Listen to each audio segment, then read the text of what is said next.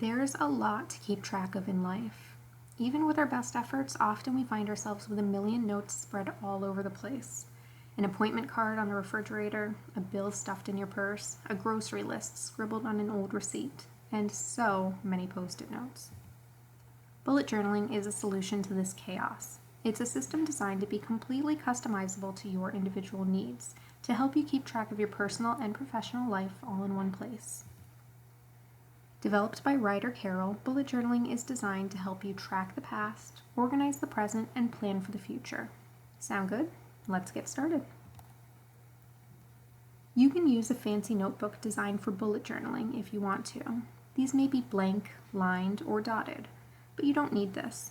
All you need to get started is a notebook and a pen. Open the notebook up. Your first blank spread of pages will be your index. This will help you keep track of what's in your notebook and make it easy to reference past events and locate specific pages. Write index on the top of both pages. Next, set up your future log, which is again a 2-page spread. There are many ways that you can set it up, and over time you'll find what works best for you. One common format is a 6-month calendar. Use a ruler to draw 3 lines across the pages. This gives you 6 boxes. Label the boxes with the next 6 months. When you're done, add the page numbers at the bottom of each page. And don't forget to add your future log to the index. Next, we'll set up our monthly log, once again using a 2-page spread. Begin by writing the name of the month on both pages. The left page will be your monthly calendar. Write down all the dates of the month on the left page. Next, add the first letter of each day of the week. The second page is your monthly task list. Make a list of all the things you have to get done during the month. You can and should add to this list as the month progresses. Each of these should start with a simple task bullet point. Once again, add page numbers and add it to your index. Next, start your daily log. Start by writing today's date at the top and begin adding entries. These should be short but clear sentences, and they may include tasks, which are indicated by a bullet point, notes, indicated by a dash, and events, indicated by a circle. If a task is really important, you can place a star next to it. This act of writing down all the things you need to do during the day is known as rapid logging, which is a quick and easy way of capturing and visualizing all of this information. These 4 spreads are the core parts of your bullet journal: the index, the future log, the monthly log, and the daily log. With me so far? Okay, let's see how they all work together.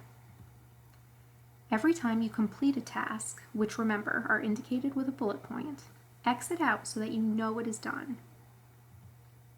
At the end of the month, set up your new monthly spread and take a look at any remaining tasks. Ask yourself, is this still something that's important to me? If it's not, just cross it off. If it is still a priority, determine whether you want it done this month or in a future month. Change your bullet point to a right arrow for this month or a left arrow for the future month. Remember, these will be added to your future log, which is in the beginning of your notebook, hence the left arrow. Then copy these tasks into either your current month or add them to your future log on pages 3 and 4. This whole process is known as migration, and it is meant to help you weed out things that aren't important while making sure that all your important tasks are accounted for and scheduled.